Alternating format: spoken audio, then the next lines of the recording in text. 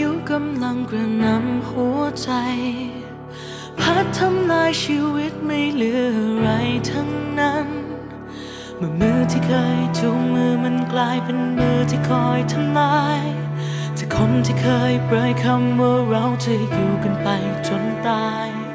มันเป็นเพียงคารมคำคมที่ไม่เคยจะมีความหมายเมื่อใจที่เคยมีกันมันไม่มีเหลือชีวิตก็ยังต้องสู้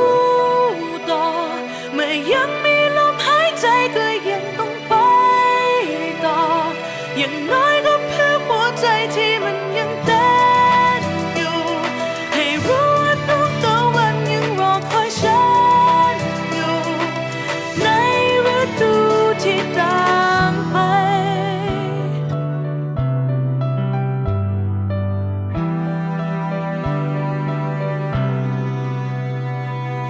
ฉันต้องเดินผ่านฝนและลมพายุนี้ไป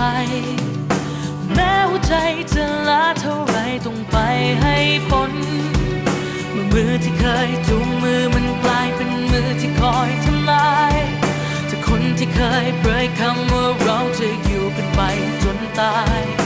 มันเป็นเพียงคารมเป็นคำคมที่ไม่เคยจะมีความหมายเมื่อใจที่เคยมีกันมันไม่มีเหลือชีวิตก็ยังต้องสู้ต่อ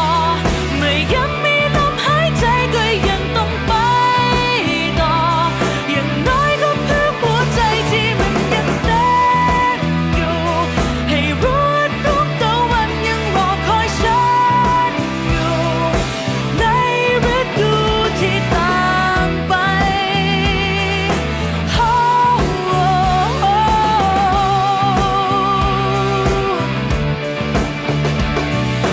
สู้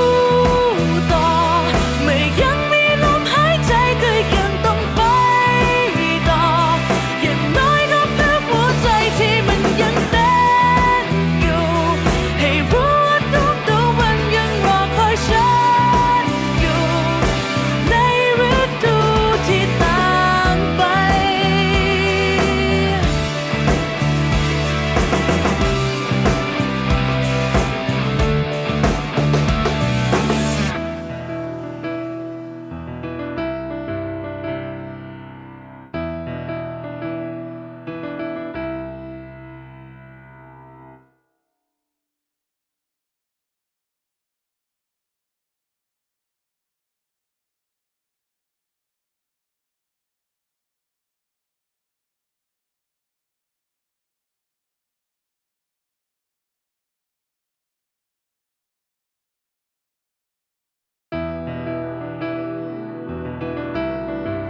Thanks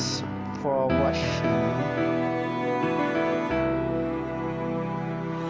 เหมือนดังลมพายุ